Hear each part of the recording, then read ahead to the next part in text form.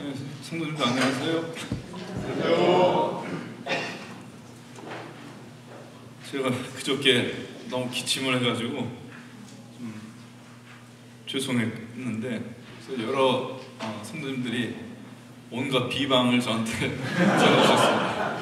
뭐 엿부터 해가지고 저희 메가 비타민까지 해서 주셨는데, 제가 기침을 또 하더라도 그 약효가 모자란 게 아니라 제가 문제입니다. 빨리 안 낫는 것 같아. 가벼운 것인데 빨리 안 낫는 것이 이게 면역이 약해져서 그런 것으로 생각하시고, 내 약은 효과가 있었다 이렇게 생각을 하시면 되겠습니다. 우리가 금토 이렇게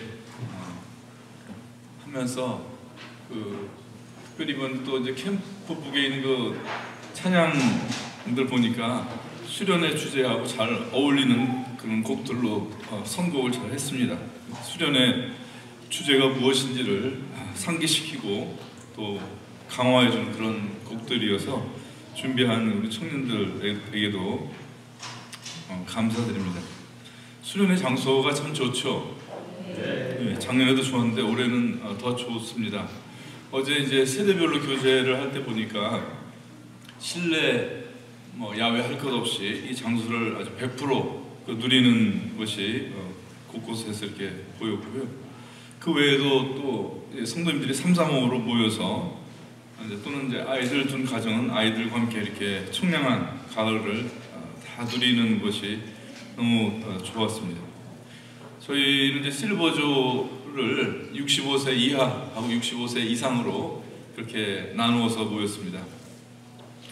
저는 이제 65세 이하 그룹에 속해가지고 여기 2층에 모였었는데, 2층에 이렇게 개방된 데서 의자를 놓고서 교제를 하다가 너무 이제 막 1층에서 소리가 나고 시끄러웠습니다. 그래서 식당 앞으로 식당 앞에 데크 쪽으로 옮겨서 교제 시간을 가졌습니다. 한마디로 아름다운 가을 오후를 모두 만끽했습니다. 이제 그날 오후에 여기 떨어진 그 모과를 하나 어느 성도님한테서 이제 이렇게 받았거든요. 그 모과 향기 다 맡아보셨죠? 모과가 참 특이하잖아요. 그 과일이 되게 이렇게 미끈하게 생겼는데 모과는 꼭 감자같이, 그죠? 울퉁불퉁 아주 최고로 그 투박한 모습을 가진 그런 과일이잖아요. 근데 또 가을이 돼서 한 1년 만에 맡은 그 향기 너무나 놀랍습니다. 어떻게 이렇게 고귀한 향기가 날까?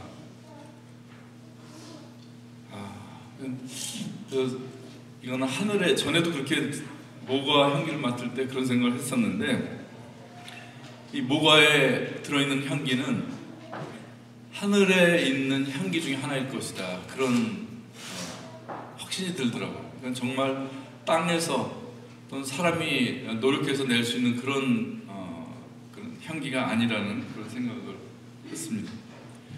어제 그 65세 이하 실버조 교재의 내용을 잠깐 좀 나누고 싶습니다.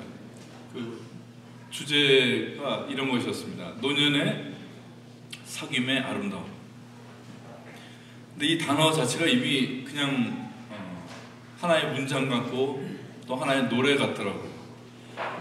오늘 목사님이 본인의 이제 옛날 사진을 하고 지금 사진을 이렇게 올려서 이제 카톡에서 같이 공유를 했는데 1984년 20대 때 찍은 사진하고 2024년 60대 때 사진을 딱 이렇게 대조를 한 그런 사진을 올리셨어요. 그러면서 그 40년 1984년에서 올해 2024년까지의 이 40년의 본인의 시간의 의미를 나누었습니다. 저도 생각해보니까 이 40년이라는 시간이 마침 이스라엘 광야의 40년하고 같은 길이의 시간이더라고요. 그래서 인생을 이제 희로애락이라고 하는데, 저도 이제 이 희로애락이라고 하는 인생의 수업료를 치르고 얻은 나이가 이 60대라고 하는 나이더라고요. 그리고 이제 그날 교제에 참여했던 분들이 20대로 돌아갈 것인가 60대로 지금 60대가 좋을 것인가 어떻게 답을 했을 것 같아요?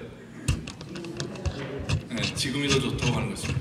20대가 얼마나 힘이 있고 꿈이 있고 그럴 때지만 이 고난을 치르고 얻은 이 60대의 나이가 더 좋다고 하는데 다 동의를 했습니다.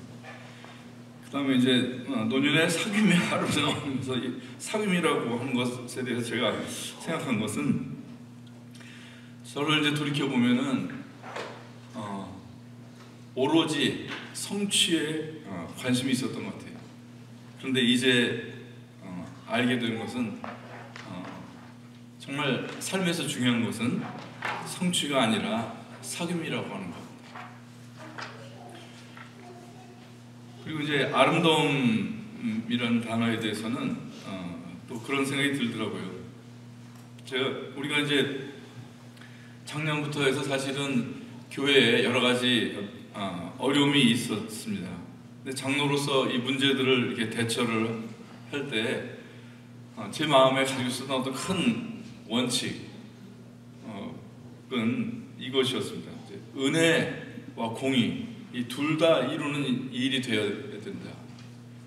그렇게 되면 이 문제가 우리를 어렵게 하는 일이 되는 것이 아니라 오히려 우리를 상승시키는 일이 되고 교회를 더 교회답게 하는 일이 될 것이라고 하는 그런 확신이 있었어요. 그래서 어려움이 끝나고 또 다른 어려움이 올 때 그것에 대해서 낙담하지 않고, 물론 잠시 마음이 어렵긴 하지만 근본적으로는 저한테 어떤 이 긍정적인 마인드가 있었습니다.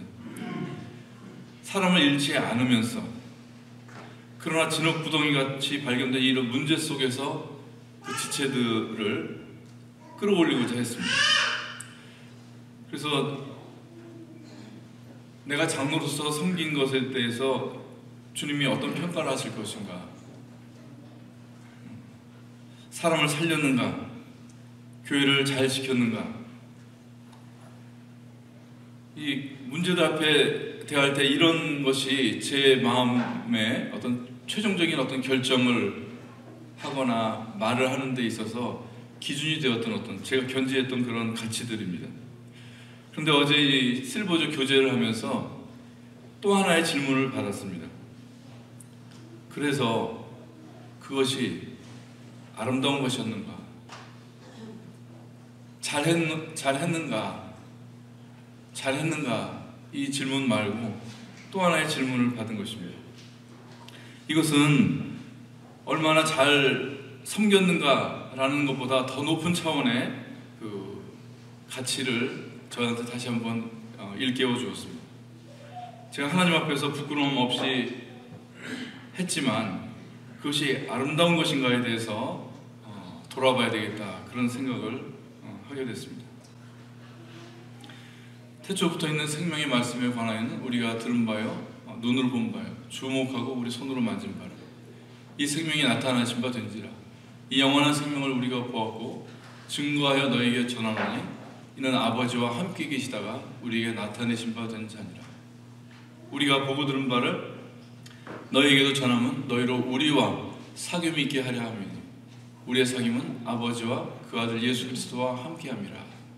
우리가 이것을 쓰면 우리의 기쁨이 충만케 하려 함이로라. 이번 수련의 주제 요절입니다. 금요일날 첫 시간에 말씀드린 것을 잠깐 요약을 하자면, 요한일서 방금 제가 암송한 말씀과 같이 이 생명이 나타내신 바 된지라. 사람이 보고 듣고 주목할 수 있는 하나님, 예수님이십니다. 이 나타나신 하나님이 우리에게 갖는 뜻이 있다고 했고, 그 첫 번째는 예수님이 믿음의 하나님이시라고 하는 것입니다.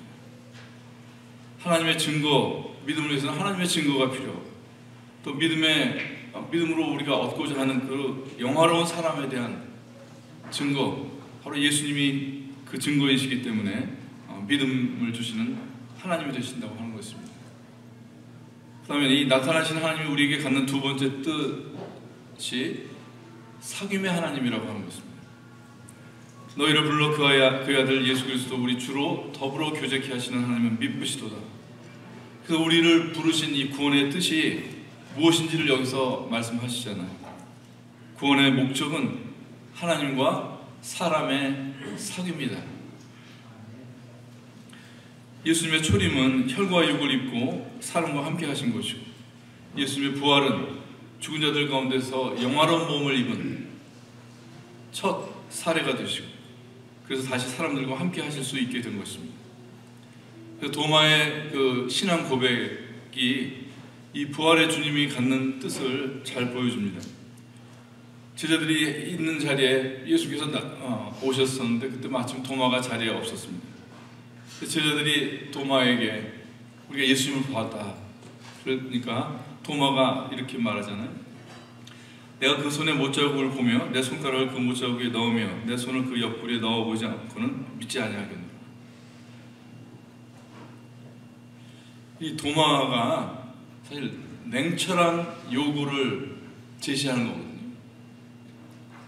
이 도마의 말을 보면은 도마가 하나님, 예수님이 영으로 존재하시는 것에 대해서 의심한 것이 아닙니다. 예수님이 다시 육신을 갖고 나타나셔야 그것이 부활이라고 하는 것을 도마의 입이 말하고 있는 거예요. 그래서 부활은 영적인 일이 아니라, 물론 영적인 영역에 있는 것이지만 크게는 더 정확하게 말하면 육체의 변화에 관한 것입니다. 그래서 예수님께서 여드렛 만에 다시 찾아오시죠.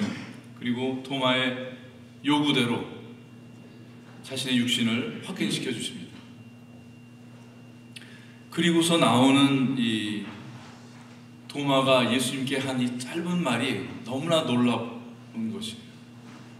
나의 주시며 나의 하나님이시니. 예수님은 구약 때부터 여호와로 주이시고 하나님이셨어요. 그런데 도마는 나의 여호와이시고 나의 하나님이십니다. 남의 하나님이 아닌 내 하나님. 이것이 우리의 근원적인 필요 아닌가요? 이거 하나 있으면 되는 건 아닌가요? 아브라함과 이삭과 야곱의 하나님이 이제 내 하나님이신 것. 온갖 삶의 문제와 이 인생에 가지고 있는 근본적인 혼돈과 또 피할 수 없는 이 고난 속에 사람에게 필요한 오직 한 가지, 돈도 힘이 안 되고 사람도 의지가 안 되는 이 삶 속에서 오직 필요한 한 가지, 내 하나님. 우리가 믿는다고 하지만 사람의 믿음이라고 하는 것 믿을 수 있나요? 우리의 이 신앙이라고 하는 것이 얼마나 약하고 불완전하고 변덕스럽습니까? 하나님을 믿으니 또 나를 믿으라. 또 나를 믿으라. 예수님이 나의 하나님이시기 때문에, 내 하나님이 되실 수 있기 때문에 이렇게 우리에게 말씀하신 것입니다.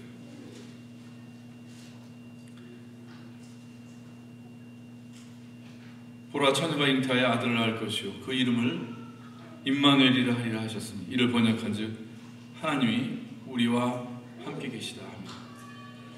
예수님은 나와 인칭이 되시는 하나님, 사귐의 하나님이신 것입니다. 이 마태복음 1장 23절은 그런 생각이 들더라고요. 사람의 것으로 치면, 사람의 일로 치면 예수님의 명함 같다. 명함 아시죠? 제 명함이 서울 아산병원 내과 임채만 이렇게 되어 있습니다. 명함이라고 하는 것은 그 사람의 정체와 또 전문성을 담고 있지 않습니까? 저의 정체는 의사이고, 제가 늘 하는 일, 또 제일 잘하는 일은 치료하는 일이라고 하는 것입니다. 예수님의 이 명함 같은 마태복음 1장 23절이 알려주는 것은 무엇입니까?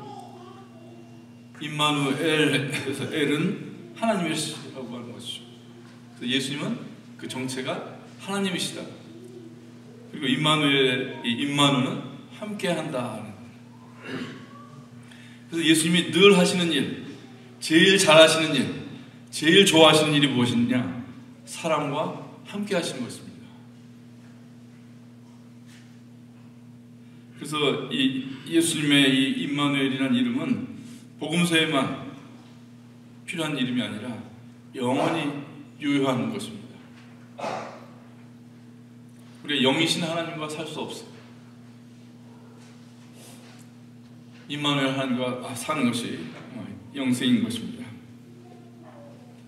오늘 이제 두 번째 메시지는 이 기쁨과 사귐에 대한 것입니다. 저는 교회를 다니는 제 초기에 크리스천은 기쁨을 좀 멀리해야 독실한 것으로 그렇게 생각을 했었습니다. 기쁨이라고 하는 것은 세속적인 것이다, 이런 등식을 갖고 있었습니다. 훌륭한 신앙인, 독실한 크리스천은 근엄해야 된다, 이렇게 생각을 했었습니다. 그런데 기쁨은 하나님의 속성이더라고요. 마태복음 3장에 예수께서 침례를 받고 올라오실 때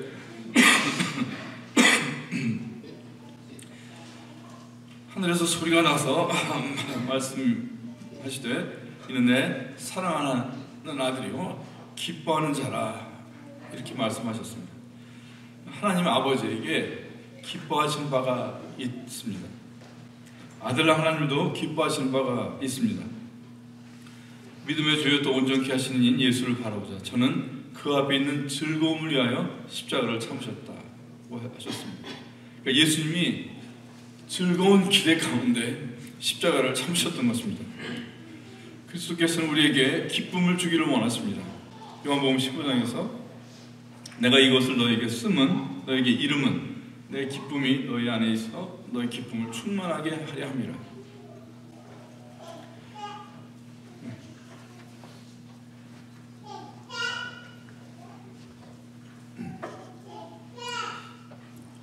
이제 한 분 남았죠. 아버지 하나님도 기쁨이 있으신 분이고 아들 하나님도 기쁨이 있으시고 성령 하나님도 기쁨의 하나님이십니다. 데살로니가전서 1장에 또 너희는 많은 혼란 가운데서 성령의 기쁨으로 도를 받아 우리와 주를 본받은 자가 되었다 말씀하셨어요.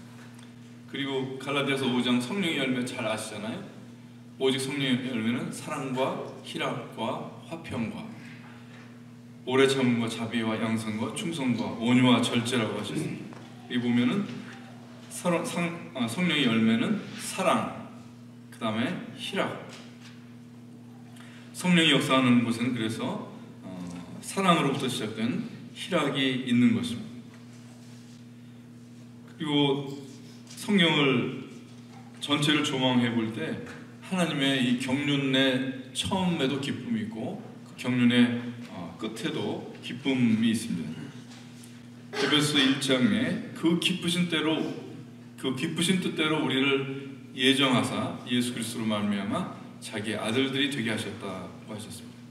그래서 창조 이전부터 있었던 하나님의 그 경륜에는 기쁘신 뜻이 있었다고 하는 것입니다. 그리고 그 기쁘신 뜻은 하나님 아버지께서 자신의 많은 아들들을 얻으시는 것입니다.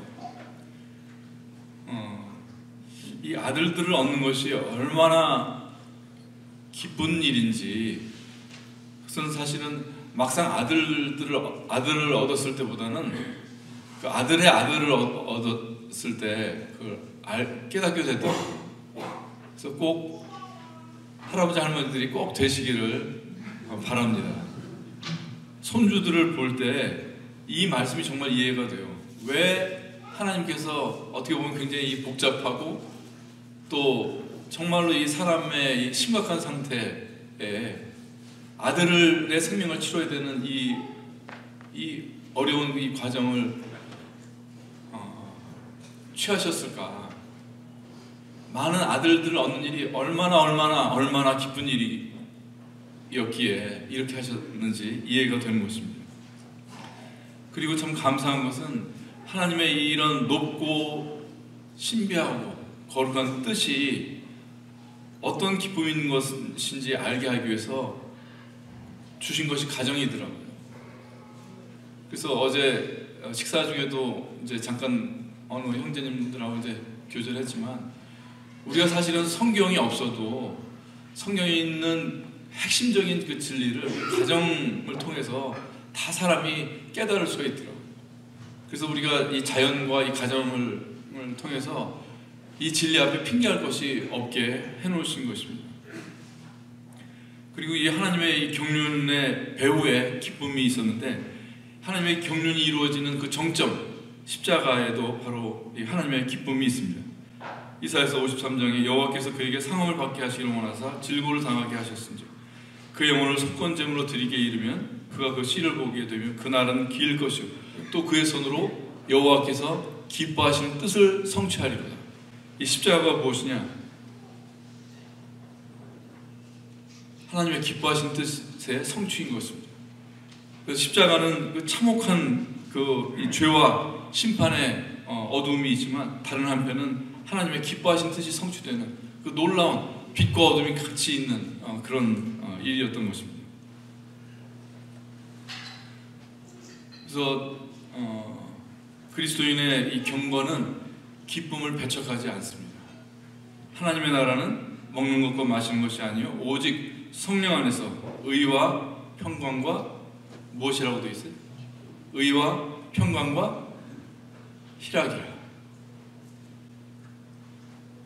이 의로움이라고 하는 것은 차갑고 건조한 것이 아니라 오히려 의가 있는 곳에는 희락이 함께 하는 것입니다. 바로 이런 희락의 나라, 하나님의 나라에 대해서 아이들이 증거가 됩니다. 전에 말씀드렸지만 손주들 이렇게 보면은 방금까지 하늘에서 놀다가 뚝 떨어진 것 같아, 땅으로.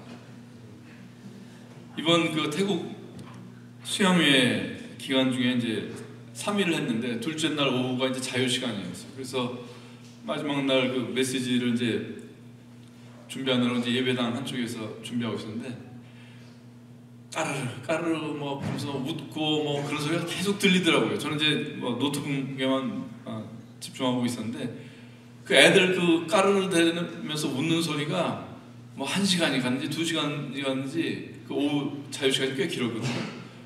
근데 잠깐 이렇게 그것이 인식이 되는데, 굉장히 긴 시간 동안 아이들이 그 까르르 대고 있더라고요. 뭐 때문인지 하여튼 태국말은 안 들리는데 애들 웃음소리만 계속해서 들리더라고요. 꽤 오랜 시간을 아이들이 이렇게 웃고 있구나.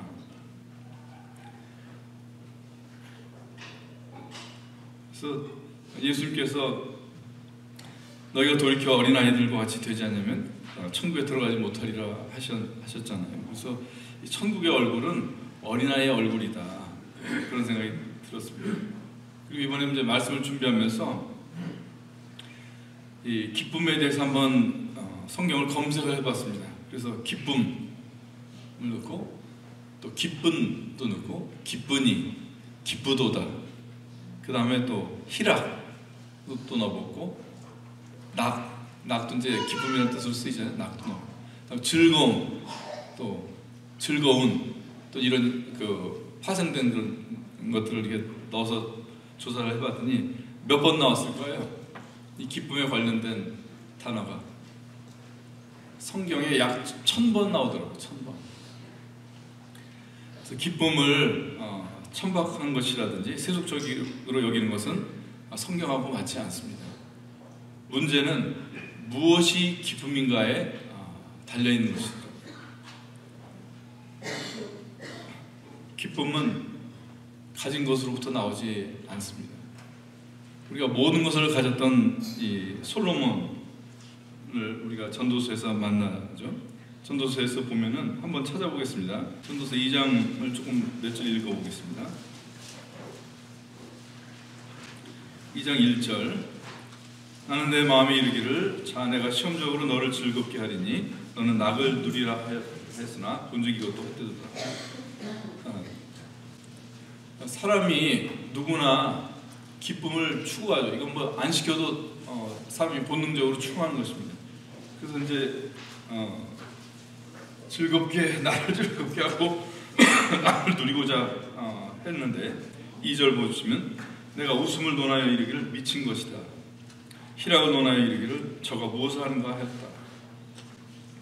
그 이어지는 구절에 보면은 사람이 기쁨을 얻는 것들의 리스트가 아주 쫙 망라되어 있습니다. 술로 자신을 즐겁게 해보자고 했고, 또 큰 사업을 일으켰습니다. 또 집과 포도원과 과원, 부동산도 가졌습니다. 그리고 은금과 보배, 요즘으로 치면 많은 돈과 명품으로 명품을 갖고, 또 노래하는 남녀, 요즘 세상이 그렇게 추구하는 온갖 엔터테인먼트들입니다. 그리고 많은 아내와 첩을 두었다고 했습니다. 육체의 쾌락도 있었습니다. 그런데 솔로몬의 결론은 2절입니다. 내가 웃음을 논하여 이르기를 미친 것이다. 희락을 논하여 이르기를 저가 무엇을 하는가. 기쁨은 가진 것으로부터 나지 않습니다. 기쁨은 사귐에서 나옵니다. 우리가 보고 들은 바를 너에게도 전하면 너희로 우리와 사귐 있게 하려 함이니. 그 다음에 이어지는 말씀에 우리가 이것을 쓰면 우리의 기쁨이 충만케 하려 함이로다. 사귐이 기쁨이고 기쁨은 사귐에서 나오는 것입니다.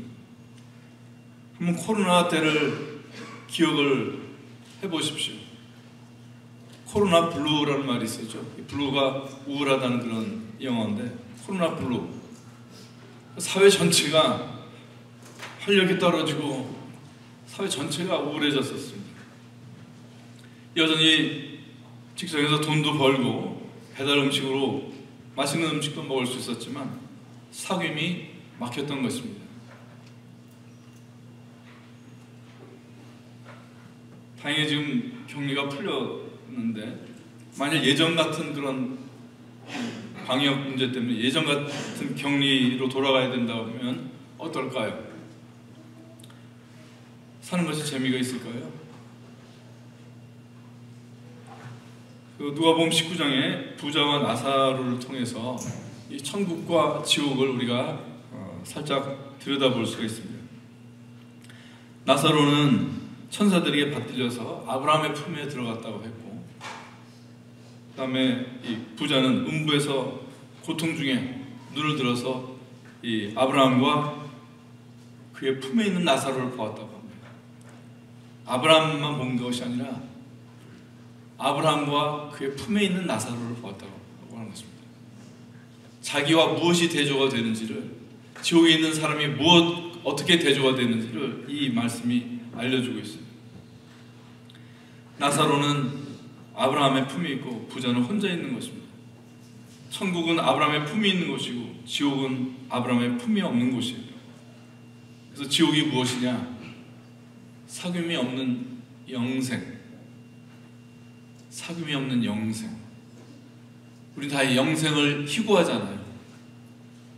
근데 이 영생을 어떤 영생을 받는지는 정말로 중요하고 너무나 심각한 문제입니다. 사귐 있는 영생이냐? 영생이긴 한데 그렇게 갖고자 하고 죽음이 없는 것을 바란 그 영생이 사귐이 없는 영생이라고 하면 그것은 지옥이라고 하는 것입니다. 이제 좀 더 구체적으로 그럼 우리의 사귐, 교회 안의 사귐이 어떠해야 되는지에 대해서 잠깐 말씀드리고 싶습니다. 저는 이 요나단을 통해서 사랑이 무엇인지, 사랑을 정의하는 것으로서의 그 요나단의 삶을 말씀드린 적이 있고, 이 요나단의 그것이 사랑이든지 연합이든지 함께함이든지 사귐이든지 결국 이 요나단의 삶을 통해서 이 진리를 우리에게 보여주십니다. 요나단이 함께한 두 사람이 이야기를 말씀드렸죠. 한 사람은 다윗이고 한 사람은 사울입니다. 요나단이 이 두 사람과 어떻게 함께 했는지가 바로 성도의 사귐이 어떠해야 되는지에 대해서 교훈을 줍니다. 먼저 요나단은 목동인 다윗을 왕으로 높였습니다. 그래서 사귐은 무엇이냐? 사귐은 그를 높이는 것입니다. 그리고 요나단은 이 사울과 함께 죽음을 죽습니다. 그의 비천한 상태에 함께 했던 것입니다. 그래서 사귐은 무엇이냐? 그의 처지로, 사귐은 그의 처지로 낮아지는 것이더라고요.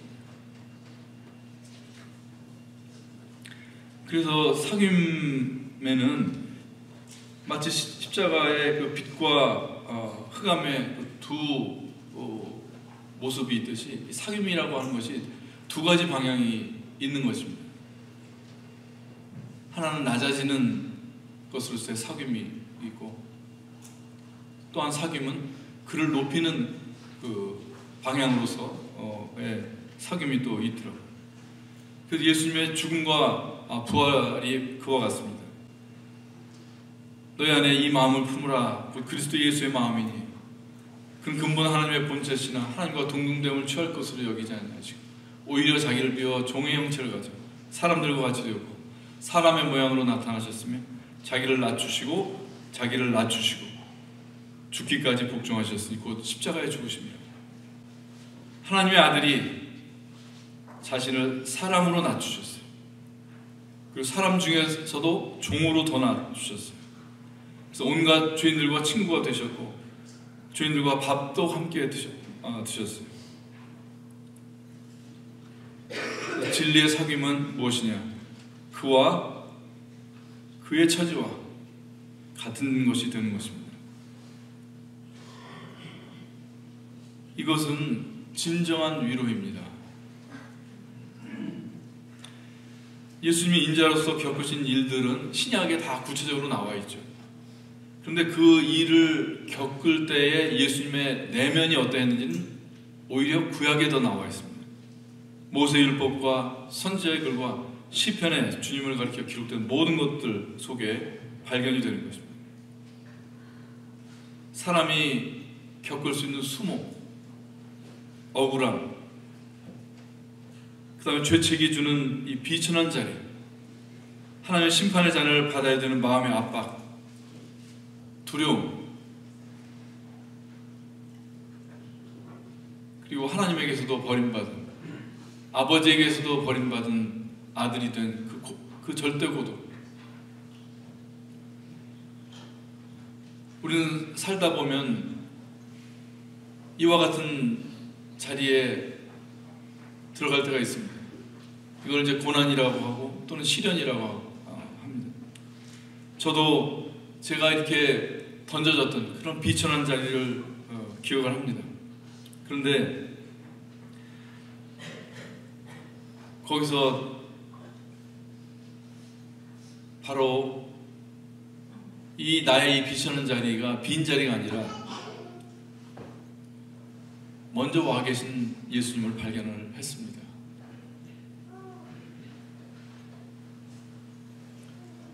나 혼자 있는 자리도 아닐 뿐더러 난 거기에 홀로 던져졌다고 생각을 했는데 먼저 와 계신 예수님이 보이더라고요.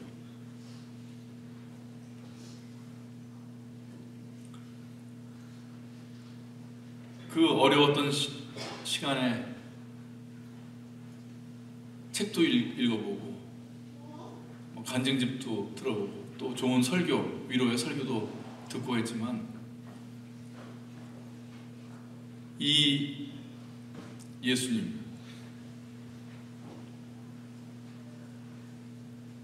나의 처지가 되신 예수님을 말씀에서 만나고 나부터 더 이상 그런 것들을 보지 않아도 됐습니다.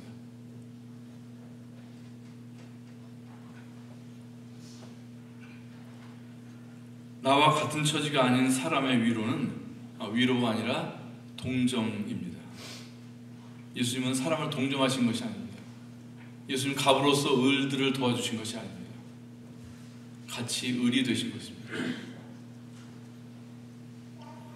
의인은 가난한 자의 사정을 알아주나 악인은 알아줄 지식이 없느니라. 생명이 가난한 이 사람의 사정을 진정 알아주신 의인 예수님이십니다. 사람에게 죽을 만큼 큰 문제가 무엇이 있겠습니까? 사람이 죽음의 문제를 같은 처지로 겪으신 예수님, 그리고 사람의 가장 비참하고 두려운 처지로 낮아지신 예수님. 그래서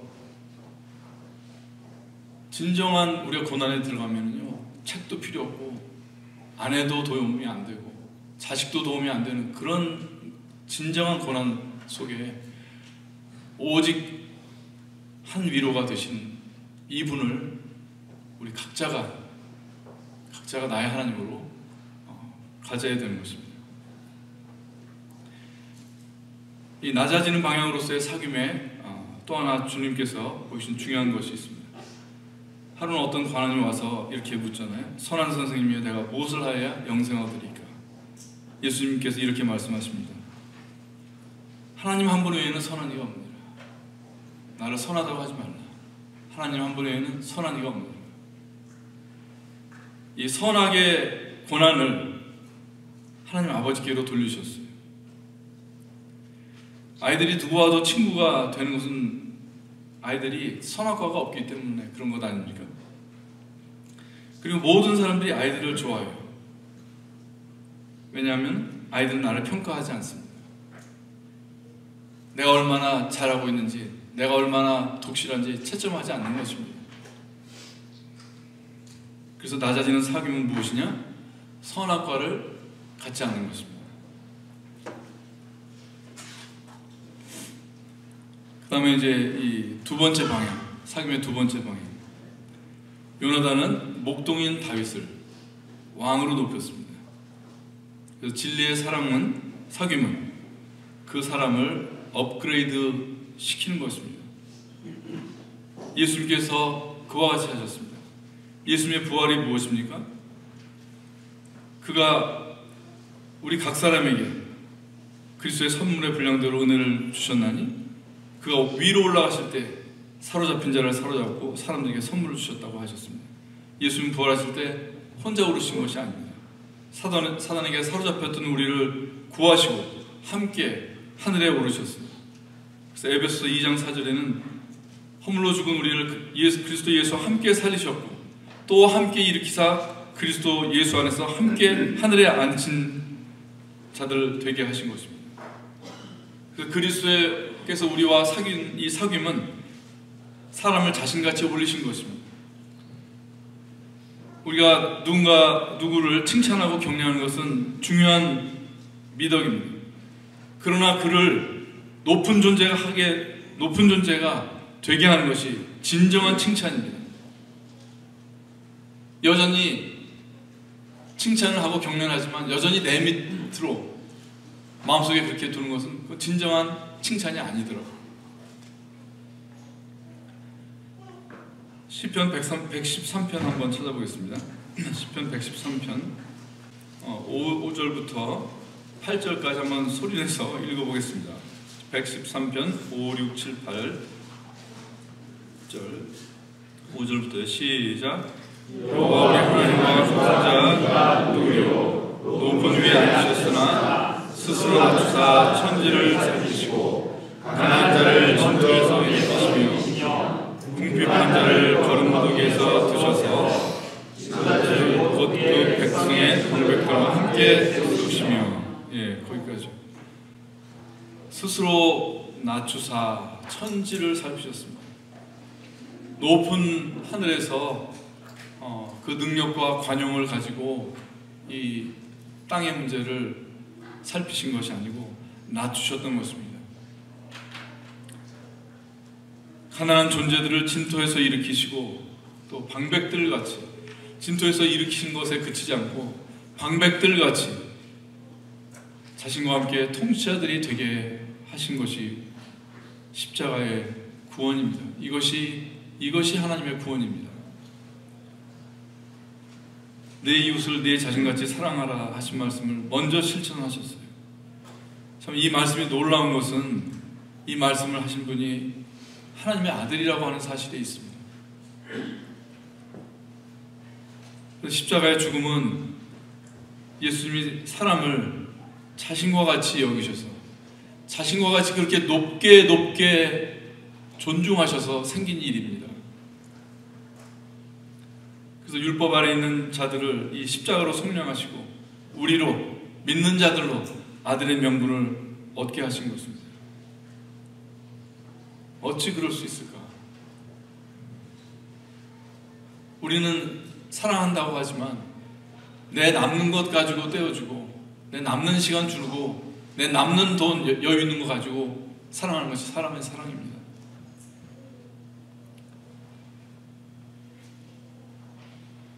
그런데 십자가로 우리가 정의해야 되는 사랑, 이 사랑은 기묘한 것입니다. 십자가에 기묘한 사랑이 배어 있습니다. 제자가 그 선생보다 또는 종이 그 상전보다 높지 못하나니 제자가 그 선생 같고 종이 그 상전 같으면 좋거도다. 우리 잘 아는 고사성에는 청출어람에서 제자가 스승보다 높아져야 될 것을 그렇게 그걸 이제 어떤 가치관으로 여기고 있는데 그래서 이 말씀이 좀 의아했어요. 그런데 그렇지가 않습니다. 청출어람의 끝은 무엇이냐?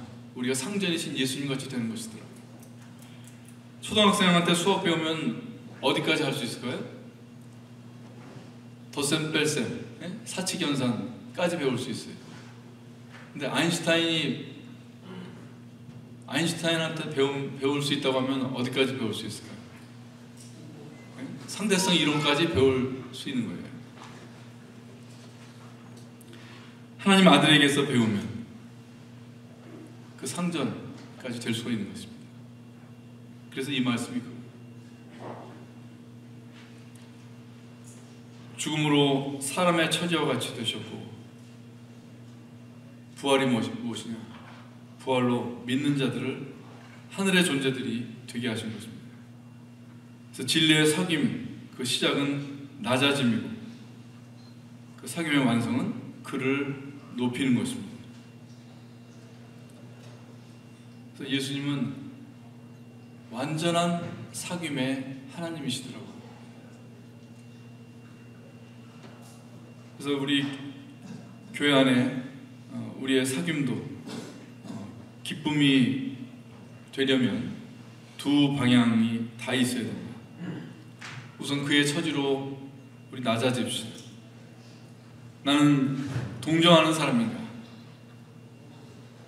동정하면은요, 내 마음은 다치지 않아요. 내 마음은 아프지 않고, 내 마음에 남는 여유 가지고, 관용 가지고, 그거 가지고 베푸는 것이 동정이에요.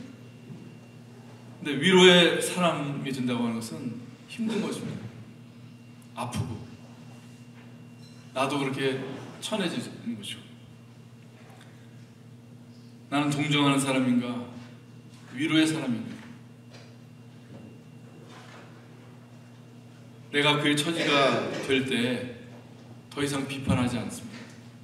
더 이상 정죄하지 않습니다. 그리고 진정 생명이 연결이 됩니다. 죄가 들어온 후에 생긴 것이 단절입니다. 하나님과 사람이 단절이 되었습니다. 그리고 하나님과의 단절뿐만 아니라 사람 간에도 단절이 되었습니다.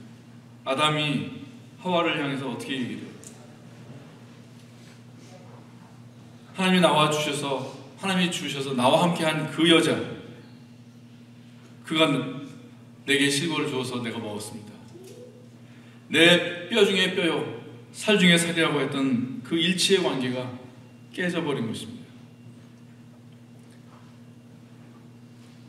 죄의 결과가 단절이라고 하면 구원의 결과는 마땅히 연결되어야 하는 것입니다. 하나님과도 연결되고 옆에 사람과도 연결되는 것입니다. 우리 신체가 또 이러한 진리를 잘 드러내고 있습니다. 우리의 몸은 많은 세포들로 이루어져 있습니다. 이 몸의 세포들은 혼자 살 수가 없어요. 다 서로 영향을 주고받고 하면서 생존하고 있는 것입니다. 그래서 세포는 자기가 만들어내는 물질로만 살 수 없습니다. 가깝거나 또는 먼 다른 세포들이 만들어내는 호르몬이라든지 단백질을 통해서 보호되고 또 자기도 정상적인 기능을 할 수가 있는 것입니다. 이것이 교회의 원리이기도 합니다. 그에서 온몸이 각마디를 통하여 도움을 입음으로 연락하고 상합한다고 했습니다. 그래서 성도는 다른 성도들과 연결되어서 살아있는 것입니다. 그리고 이 살아있는 세포는 투과성이 있습니다. 다른 세포의 것을 받아들이기도 하고 또 내 안에 있는 것을 내보내기도 해야 됩니다. 그래서 세포막은 무슨 딱딱한 그런 껍질이 아니라 투과성이 있는 것이에요. 그래서 이것을 우리가 사람으로 옮겨오면 이 투과성이 무엇이냐? 그것이 교제이고 그것이 사귐이라고 하는 것입니다. 근데 이 세포가 무슨 병이 있어가지고 세포막이 두꺼워지면 신진대사가 떨어져요. 그리고 그러다가 투과성을 잃으면 그것이 세포의 죽음입니다. 그래서 성도 간의 교제가 내가 다른 지체들과 교제가 소원해지거나 단절되지 않도록 해야 됩니다. 그리고 이 낮아지는 이 사귐은 의존성이 생겼다고 하는 것을 의미를 합니다. 서울 사는 자식이 아프면 시골 사는 엄마가 같이 아프고, 자식이 상을 타서 기뻐하면 부모도 덩달아서 기쁜 것이에요. 몸은 둘이지만 생명이 하나이기 때문에 그렇습니다. 하나님과 사람의 이 구원을 생명이 결탁되었다 그렇게 말씀을 합니다. 아비의 생명과 아이의 생명이 결탁되었거든요. 그래서 이 생명의 사람들은 서로가 그 존재가 의존되어 있는 것입니다. 여호와 하나님께서는 그 이름대로 스스로 있는 자이셨습니다. 그런데 이제 주님은, 몸을 입으신 주님은 교회를 신부로 삼고 한 몸이 되셨습니다. 신랑이신 주님은 더 이상 독립적인 여호와가 아니십니다. 교회가 있어야, 마치 신랑이 신부가 있어야 그 의미가 있고 신부가 있어야 능력을 발휘하듯이 이제 주님은 교회와 함께 하셔야만 되는 것입니다. 또 만물을 그 발 아래 복종하게 하시고 그를 만물 위에 교회의 머리로 주셨느니라. 교회는 그의 몸이니 만물 안에서 만물을 충만케 한 자의 충만이니라. 그래서 이제 주님은 교회와 함께 존재하시고 또 교회를 통해서 만유를 충만케 하십니다.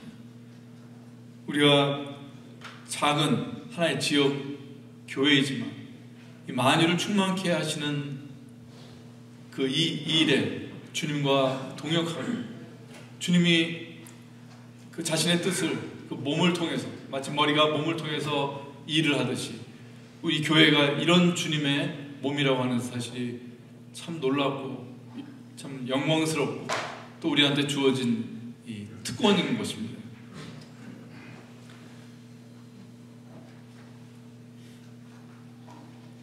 하나님께서 이렇게 교회와 의존적인 관계인 것을 생각할 때 우리 지체들 간의 관계는 얼마나 더 그러해야 하겠습니까? 누가 약하면 내가 약하지 아니하며 누가 실족하게 되면 내가 애타하지 않더냐. 바울 같은 사도를 생각해 보세요. 바울은 언제나 강하고 흔들리지 않고 자립적인 그런 사람일 것 같습니다. 그렇지만 이 능력의 사도가 지체들과 의존되어 있었던 것입니다. 그리고 바울은 그의 사역을 독자적으로 하지 않았습니다. 그의 서신들에 보면 많은 동역자들의 이름이 나와요. 로마서 16장에 특히 보면은 이 로마서를 마무리하면서 그 1절에 겐그레아의 일꾼인 베베자메로부터 시작해가지고 장장 16절에 걸쳐서 많은 동력자들을 언급하고 내 인사를 전해달라고 그렇게 부탁하는 것입니다. 그래서 하나님의 방법은 잘하는 것이 아니라 함께하는 것입니다. 이것이 사귐의 사람들이 하는 일의 방식인 것입니다. 또 한 방향, 그를 높이는 사귐은 우리 가운데 어떻게 이루어져야 하는가? 아내를 다 사랑하시죠?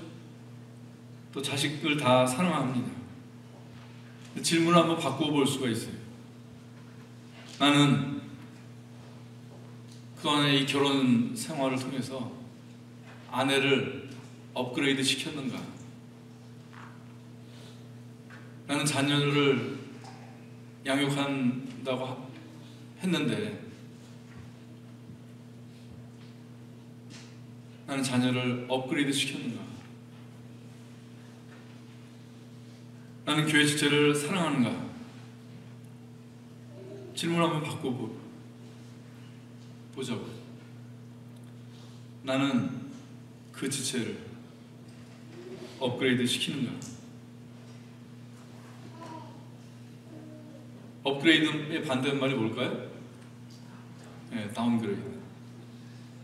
나는 교회 안에서 지체를 다운그레이드, 하향 평준화시키지는 않는가?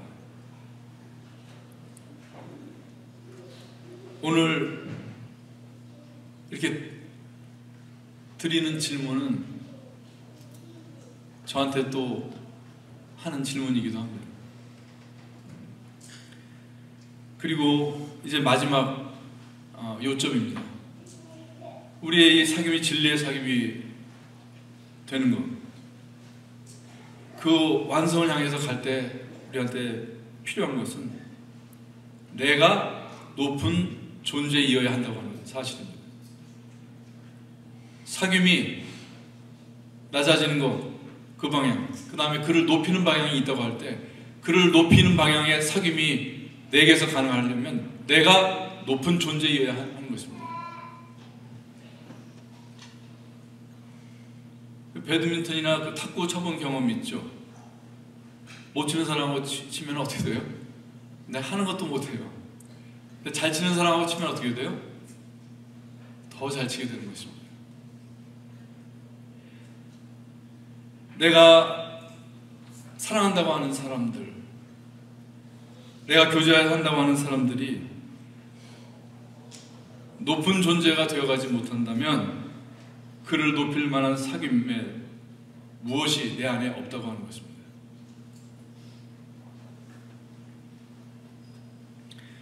이 가족 간의 사귐과 교회 안의 사귐은 공통점과 차이점이 있습니다.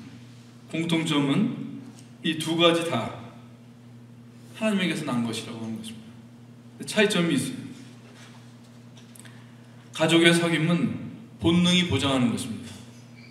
안 시켜도 하고 안 배워도 하고 힘들어도 할 수 있는 것이에요. 그래서 가족 간의 사귐이라고 하는 것은 마땅한 것일 뿐 상이 없어요.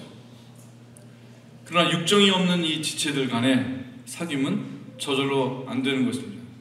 오히려 사람의 본능을 역행하는 것이에요. 죄의 본성을 거슬러서 할 수 있는 것이 교회의 사귐인 것입니다. 그래서 교회의 사귐은 상이 있고 영광스러운 것입니다. 왜냐? 우리 안에 있는 이 교만의 본성, 남보다 높아지고 하는 이 본성과 선악의 판단을 이긴 것이기 때문에 그렇습니다. 이번에 수련회 주제 세 단어 한 번 더 보시죠. 성경 전체를 담을 수 있는 세 단어입니다. 우리가 산다고 하는 것이 얼마나 기쁨을 필요로 합니까? 사람은 죄로 생명을 잃었고 사귐을 잃었고 기쁨도 잃었습니다. 복음은 생명에 관한 것이고 사귐에 관한 것이고 기쁨에 관한 것입니다. 그리스도는 생명이시고 사귐의 하나님이시고 또 기쁨의 하나님이십니다. 가정도 결국 이 세 단어이고, 교회도 이 세 단어이고, 천국도 이 세 단어입니다. 태초부터 있는 생명의 말씀에 관하여 우리가 들은 바요, 눈으로 본 바요, 주목하고 우리 손으로 만진 바요, 이 생명이 나타내신 바 된지라. 이 영원한 생명을 우리가 보았고 증거하여 너에게 전하노니, 이 생명은 아버지와 함께 계시다가 우리에게 나타내신 바 된지라. 우리가 보고 들은 것을 너에게도 전하노니 너희로 우리와 사귐이 있게 하려니. 그리고 이어지는 말씀에 우리가 이것을 쓰면 우리의 기쁨이 충만케 하려 함이로라. 생명의 활동은 사귐으로 나타납니다. 사귐을 피하는 생명은 하나님의 생명이 아닙니다. 이번 수련회 설교를 준비하면서 이 메시지의 내용 가운데서 제가 지적받은 포인트가 여럿 있습니다. 나는 사귐을 추구하는지, 그저 일을 해내고 지키려고 하는지, 그리고 나의 사귐은 기쁨을 내는 것인지, 이런 질문을 하게 되었습니다. 내가 교제한다고 하고 내가 사귄다고 하지만 나의 사귐은 그와 같은 처지가 되어주는 것인지, 그리고 문제를 해결하고 돕기는 하는데 정말 그를 나보다 높게 올리고자 하는 그 사랑이 있는지.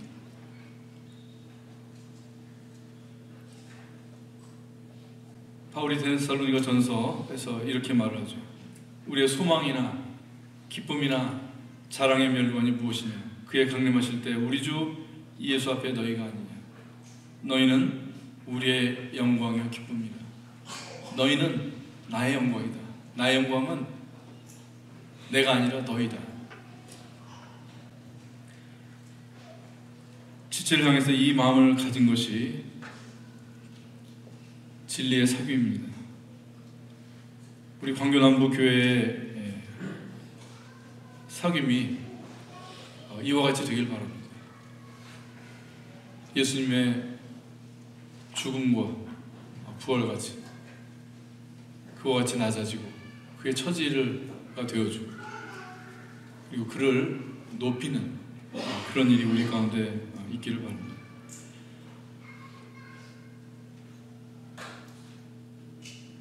장로들이 교회에 대해서 가지고 있는 생각은 단순합니다.